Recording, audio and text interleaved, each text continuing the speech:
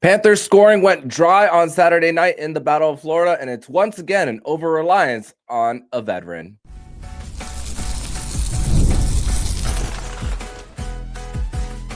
You're Locked On Panthers, your daily podcast on the Florida Panthers.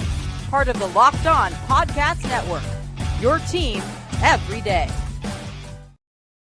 And welcome into this Monday, November 17th edition of the Locked On Florida Panthers podcast, part of the Locked On Podcast Network, where it is your team every day. Thank you for making the Locked On Florida Panthers podcast your first listen of the day on North America's #1 sports podcasting network, the Locked On Podcast Network. Shout out to the everydayers who come back here and get your daily Florida Panthers fix. My name is Armando Velez, the host of the Locked On Florida Panthers podcast. You can follow me on X at MondoMan12. Today's episode is brought to you by FanDuel. Download the FanDuel app right now by visiting FanDuel.com and win $300 in bonus bets if your first $5 bet wins. So, Florida Panther fans, grateful to be back here once again on another edition of the show to discuss everything in the world of the Florida Panthers as the homestand continued for the Panthers, losing to the Tampa Bay Lightning by a final score of 3-1 on Saturday night in Sunrise, Florida. A late afternoon puck drop for these two teams, and it was the first game of the night,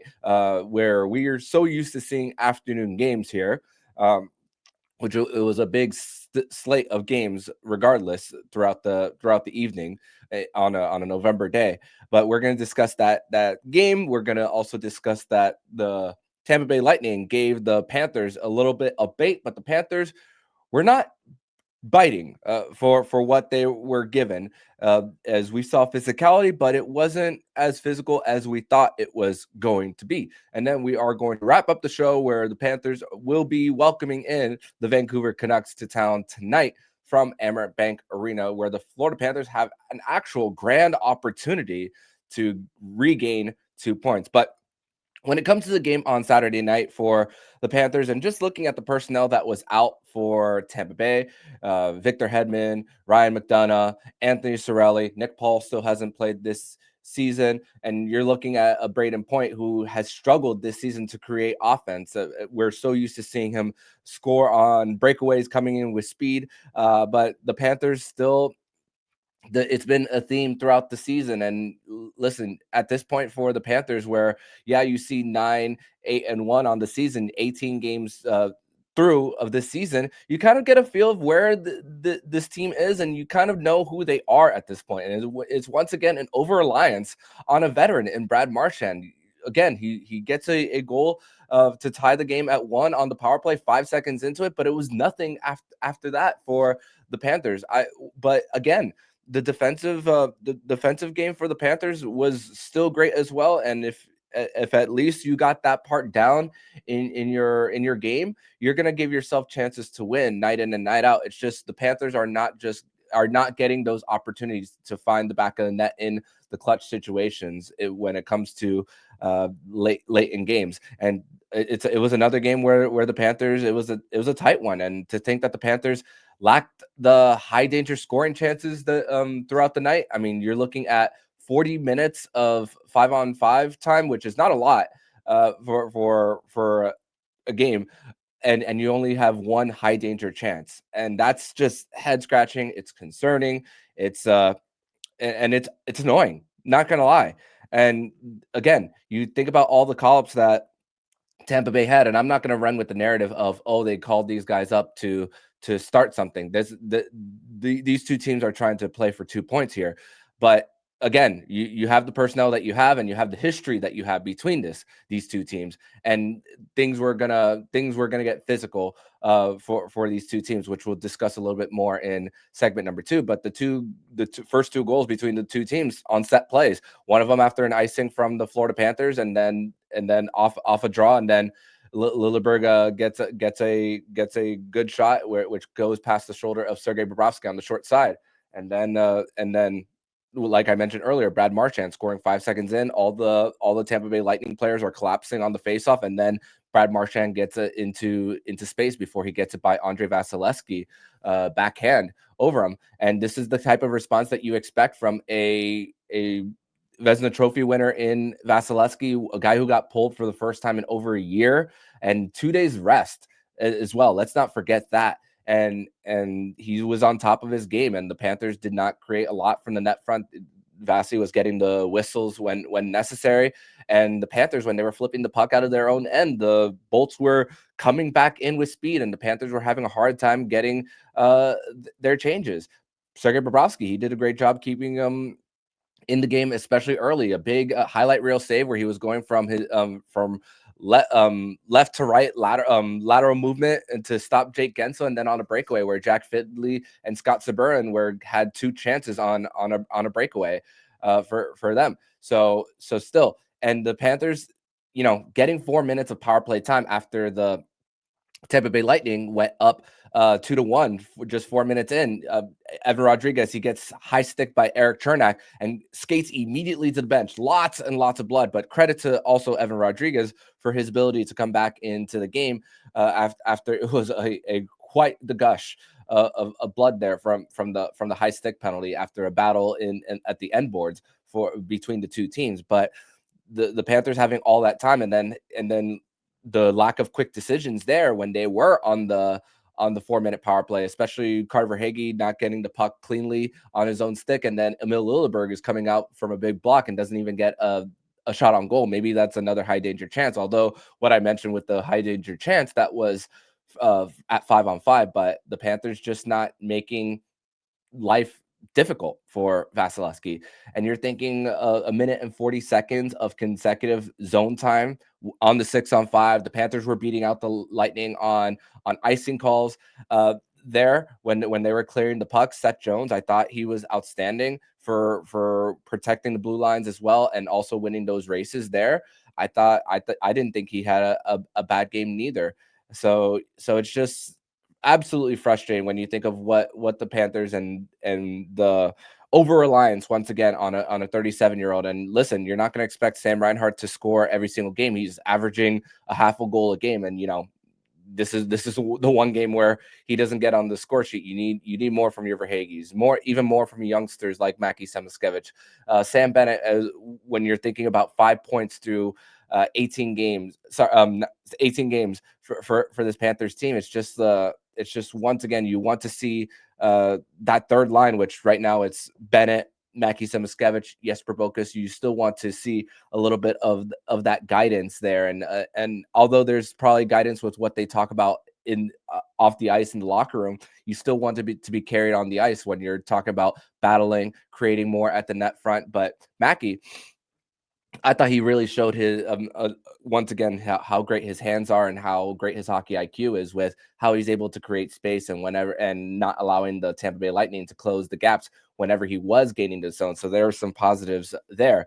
And we also mentioned Donovan Zabrango, how despite the Panthers winning on Thursday for them against Washington Capitals, it was not the best game for Zabrango, and he lost Jack Findley in the middle of the neutral zone and allowed him to get on the breakaway before he beat Sergei Bobrovsky. I thought that a lot of that was also on Jeff Petrie for trying to pinch in the offensive zone, where Douglas made a quick decision to get that puck out, knowing that Jeff Petrie was closing in. So it was a one-on-one situation as opposed to a one-on-two, and instead of backing into your own end and protecting the end and allowing your forward to come back and back check, that leaves a little bit of space.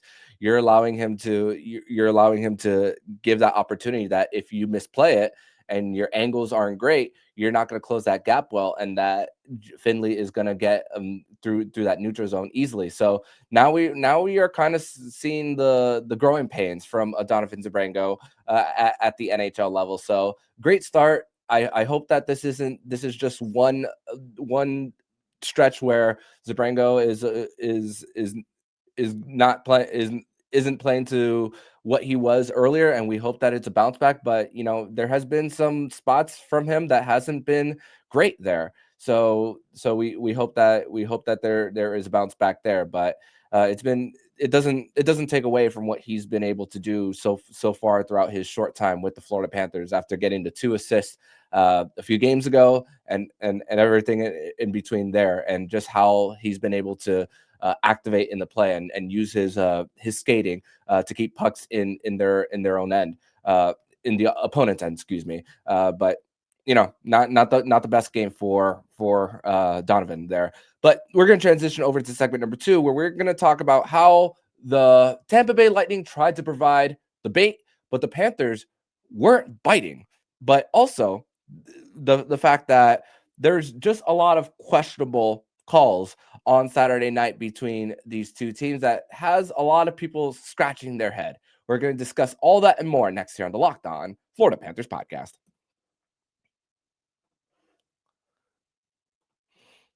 Today's episode is brought to you by Game Time. And hockey season is officially here. Nothing beats being in the arena for those opening games, but let's be real. Getting tickets can be a total headache between waiting in queues, surprise fees, and prices that jump right before checkout. It's easy to get frustrated when all you want to do is cheer on your team. That's where Game Time comes in. The app that gives the fans the advantage is your ultimate life hack for scoring amazing NHL tickets fast, easy, and stress-free. Their zone deals are game changers. You pick the section, Game Time picks your seat, and you save big. You can even find NHL tickets for under $25. Take the guesswork out of buying tickets with Game Time. Download the Game Time app, create an account, and use code LOCKEDONNHL for $20 off of your first purchase. Terms apply. That's code LOCKEDON NHL for $20 off. Swipe, tap, ticket, go.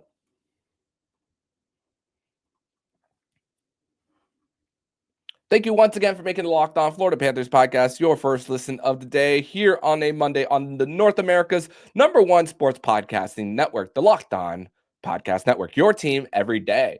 So the Florida Panthers, Tampa Bay Lightning, we know how heated this rivalry is. I am still convinced that this is the best rivalry in all of the NHL. I mean, hey, the Anaheim Ducks are playing well again, so maybe the Battle of SoCal is back. Who knows? I know that Calgary is down badly, so that the Battle of Alberta is not what it used to be, at least what it was a few years ago. But hey, it does have a possibility to be back one day.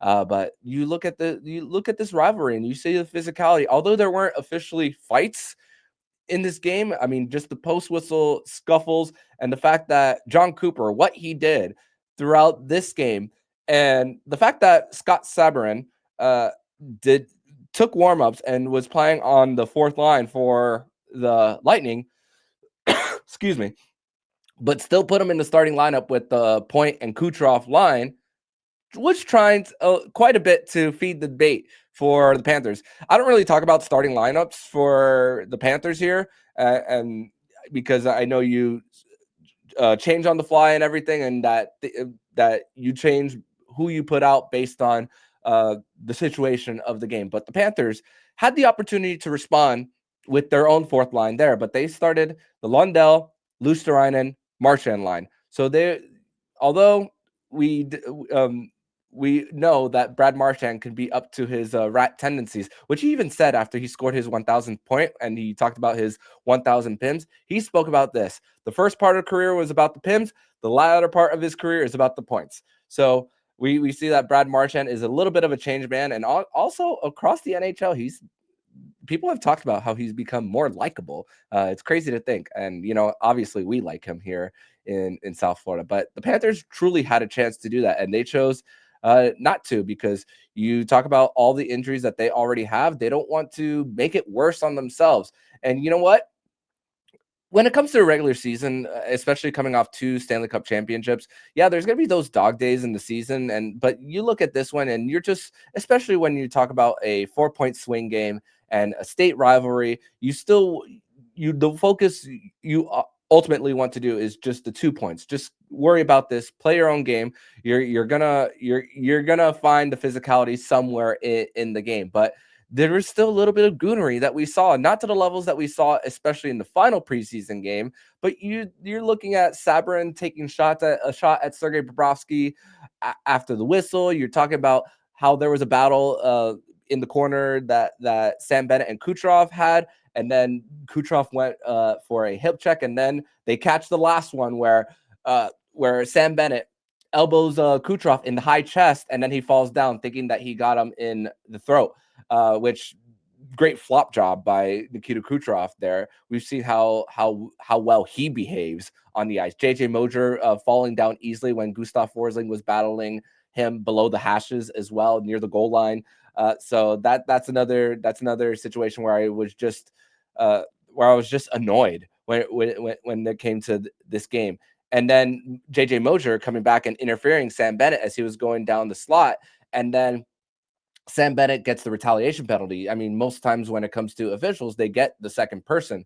So the Panthers just unfortunately got caught multiple times there, and the first time wasn't caught for when it comes to what the Tampa Bay Lightning were just trying to do consistently over and over again. And like I mentioned, for only 40 minutes of 5-on-5 time between these two teams. And you know what?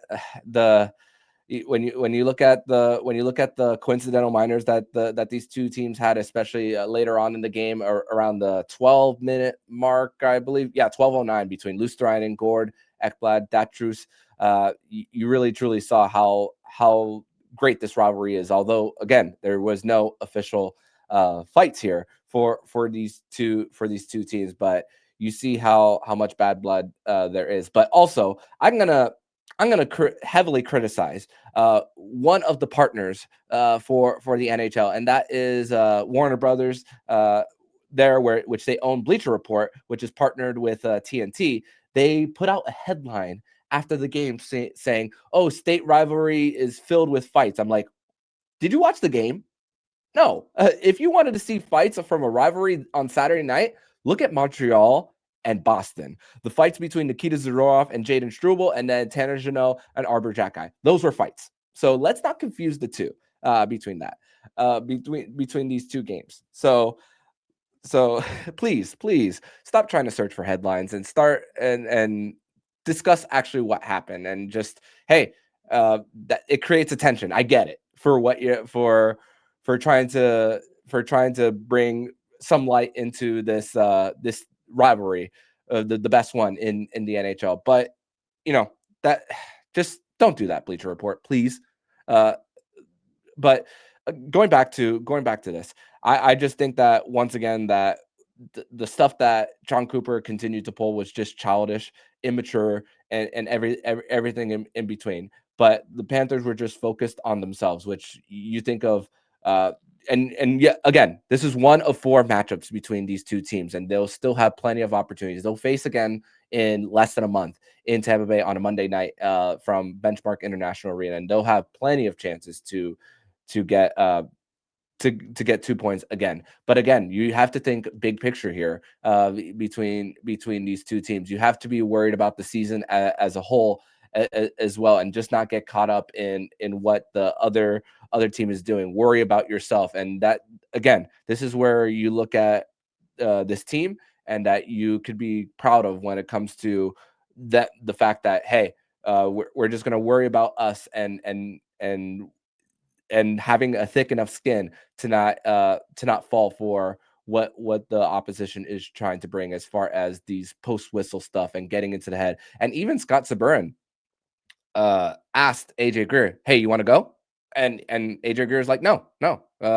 And maybe, just maybe, if the Panthers were off to a better start and they were getting more scoring, and they were maybe higher in the standings than they are right now, maybe you are willing to go more. But at the same time, with the fact that a swing could happen any moment in the Eastern Conference, where even if the Panthers did come out with a win, they weren't going to end up at the end of the night in the top 3 in the Atlantic Division.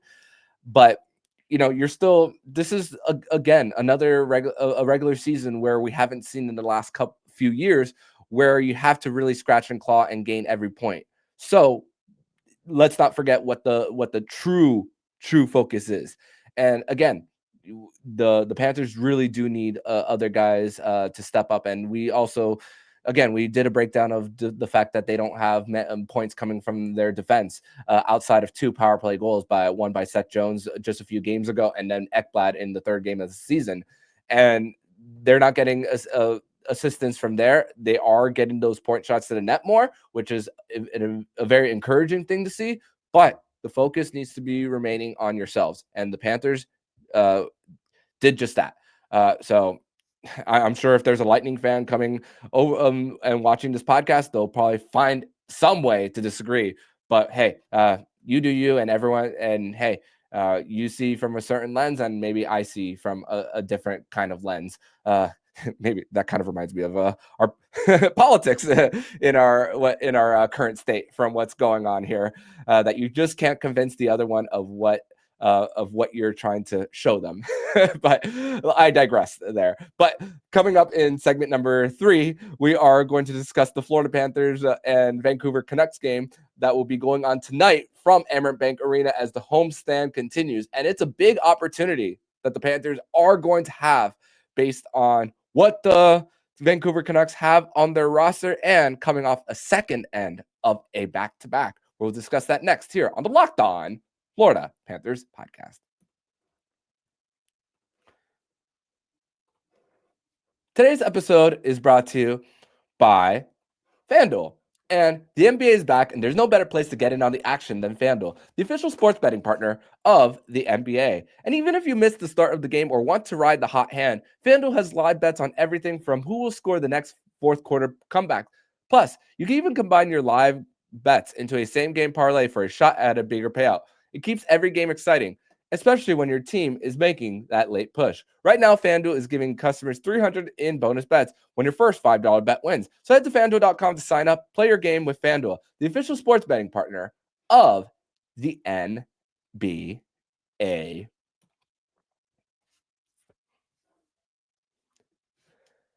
Third and final segment here on this Monday, November 17th edition of the Locked On Florida Panthers podcast. Thank you once again for making the Locked On Florida Panthers podcast your first listen of the day here on North America's #1 sports podcast network, the Locked On Podcast Network, your team every day. So the Florida Panthers welcome in the Vancouver Canucks tonight from Amerant Bank Arena on a Monday. It's the second straight week that the Panthers will be playing on a Monday, and it'll be a third when they play next Monday, as well as part of that Thanksgiving, Monday, Wednesday, Friday rotation that they do every single year with the NHL deciding not to play on Thanksgiving.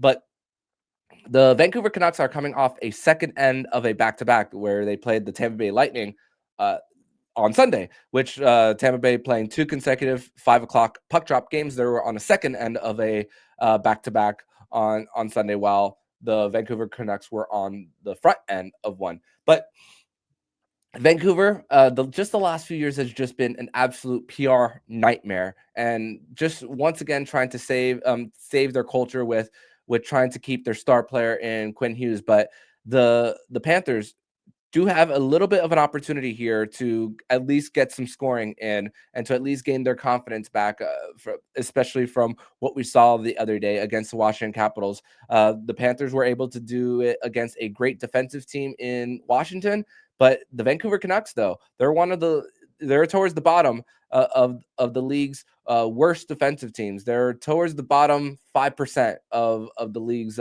defense there, where they give up 3.45 goals a game. And the fact is, their center depth is depleted with Phil Petal out. He's had a history with concussion issues going back to his time with the New York Rangers. Teddy Bluger is once again out, where there was a point where the Bluger line just a few years ago was the best third line in the entire NHL. And then we talk about culture problems that there's been with this Vancouver Canucks team, where the JT Miller, Elias Pettersson situation there, it got out that these two teammates didn't get along, but because Elias Pettersson is a younger guy and also has possibly a higher ceiling, they decided to keep him as opposed to JT Miller. And yeah, JT Miller says whatever is on his mind. He's a guy who you would run through a wall for. They trade him, and then now he's the captain of the New York Rangers, although New York isn't doing so well. They lost again on home ice against the Detroit Red Wings, which the ending of that game, if you guys look back at that one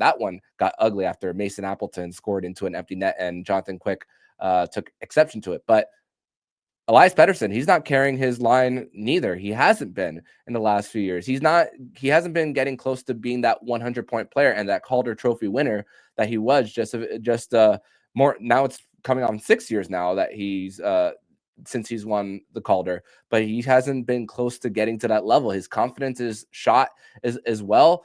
And just mistake after mistake from this front office on what they say publicly versus what they say versus instead of keeping the mouth shut, which Jim Rutherford is notorious for doing. So, and also, again, they traded JT Miller to the New York Rangers, but also Bo Horvat, their former captain, he's currently on a tear on Long Island, and they didn't want to pay him. Excuse me. They trade him to the Islanders, and now he possibly has a chance to play for Team Canada in the Olympics. But also, Thatcher Demko was sidelined with an injury for most of last season. The reins were given to Kevin Lankinen, who performed so well against the Panthers ever since his days with the Chicago Blackhawks. And also, there was one year where the Panthers faced the Nashville Predators. Both times, neither of those games that the Panthers faced them, that UC Saros was between the net. Neither of those games. It was Kevin Lankinen both times, and he won both of those games against the Panthers. So he's been very successful against the Panthers in his career. And also, Patrick Allvin and Jim Rutherford ran out a guy that they called a friend and that they worked with in the Pittsburgh organization in Rick Tocchet. And he saw that the culture was so toxic that he said, I don't want anything to do with this. I want out. And also, the media market has a lot to do with it. If you're losing in Vancouver, they're going to be all over you there. And also, there's also an over-reliance on Quinn Hughes and just the amount of minutes, double shifting, playing in every single situation, and it's gonna be hard on his body. The amount of minutes that he's put on him, and that he's going to continue to do that. There isn't really much of defensive depth there for the Vancouver Canucks outside of Quinn Hughes. They tried trading for Marcus Pettersson as well, but that hasn't really solved their issues on the blue line. So they gave up a lot of high danger chances there as well. So, but also they allowed Connor Garland to test free agency only to sign him back, but then he wasn't able to get that 8th year if they were to sign him before July 1. So that's another thing where it's just like, Vancouver, what are you doing? You could have had that same a lower AAV to stretch it out for an 8th year for Garland to have him still on your team for a long period of time. So, and the thing is, in order to keep Quinn Hughes happy, instead of hiring someone from outside the organization, they go get an assistant coach, Adam Foote, to promote him to head coach. So he goes from good cop to bad cop. So, and that's a really tough transition for an assistant coach, where if you don't have a great relationship with the head coach, and the assistant coach doesn't really have to be the one to enforce certain things when it comes to practices, video sessions, and everything, you can now become the bad guy there. And that move was just a matter of trying to make Quinn Hughes happy and to try to convince him to stay. But again, Jim Rutherford goes publicly and discusses how, we know that it's a goal for Quinn Hughes to play with his brothers, Luke and Jack. So which the Panthers are going to see the Devils later on this week, but we'll discuss more about that situation, which is also a little bit crazy as a little bit of a tease there. But still, it's just been once again a PR nightmare for the Vancouver Canucks there, for what they've are accomplishing. And the fact that this team was in a Game 7 just a few years ago against the Edmonton Oilers, and they couldn't and you wonder if that was the group's ceiling for what they built, and trying to also change their culture, and then bringing in a guy like Evander Kane, who is a ticking time bomb and has a whole bunch of off the ice issues as well, which I'm not going to discuss it here. You guys can search that yourselves. And also, we Panther fans and also the Panthers didn't forget that after the Stanley Cup final in 2025, Evander Kane did not go on the ice to shake the hands of the Panthers. So lack of sportsmanship there. So you're looking at the center depth for Vancouver right now, and you're seeing Aatu Räty, Lucas Reichel fell out of favor in Chicago. Kyle Davidson was trying to trade him for a long time, and they finally were able to get him. Max Sasson, which we also got to see if Philip not Philip Peronic, David Camp, who they just signed from Toronto, if he's going to be part of the bottom 6 for the Vancouver Canucks after his contract was terminated by the Toronto Maple Leafs. So that is some help, but it's not part of the top six that that's going to be for the Vancouver Canucks. So he's a bottom six guy as well. So the center depth is not getting necessarily any better with the signing of David Kemp there. So this is a team that's just in a little bit of purgatory right now, and the Panthers have an outstanding chance to get their confidence back and to get back on track here tonight. Worst penalty kill in the entire NHL at 67.2%. So if you get on the power play, you have to take advantage there. So that and the Panthers are likely to see Jiri Patera, because the Vancouver Canucks are on a second end of a back-to-back. Kevin Lankinen, once again, he's been outstanding throughout his career against the Florida Panthers. Jiri Patera, the Panthers have seen him before. It's only going to be his 9th career NHL game if he does start, which we'll find out around like 3-4 o'clock if he is going to be starting. But the Panthers have faced him before when he was a member of the Vegas Golden Knights, which the Panthers faced them on December 23rd, 2023. That was the first matchup that these two teams faced against one another since the Stanley Cup final. And the Panthers, they went into the third period tied at 2, and the Panthers got two goals on 2 different power plays to come out with a win and go into the holiday break with good vibes. So they have an opportunity against possibly an inexperienced goaltender there, possibly making the start for the Vancouver Canucks against the Florida Panthers, because Thatcher Demko is still hurt.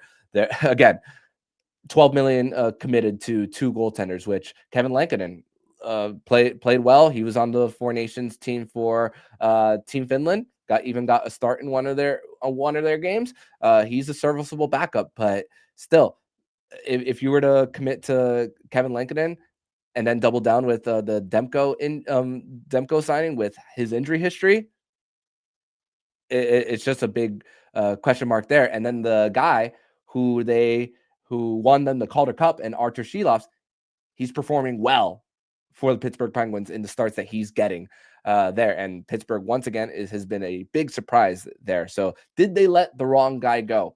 I'm going to say yes. Confidently, I will say yes. But again, another great opportunity for the Panthers to get 2 points and then take these 2 days off right before they welcome the New Jersey Devils to town. But that's going to do it for today's edition of the Locked On Florida Panthers podcast. Thank you once again for making the Locked On Florida Panthers podcast your first listen of the day here on the nation's #1 sports podcast network, the Locked On Podcast Network. Thank you once again for listening. And as always, if you like what you're hearing, please subscribe to the podcast and be notified every single time the Locked On Florida Panthers podcast jumps into your podcast feed. Don't forget to also subscribe to the other shows on Locked On NHL Network, including Locked On NHL, Locked On Fantasy Hockey, Flip Livingstone and Stu Roden, and Locked On NHL Prospects. Thank you once again for making the Locked On Florida Panthers podcast your first listen of the day.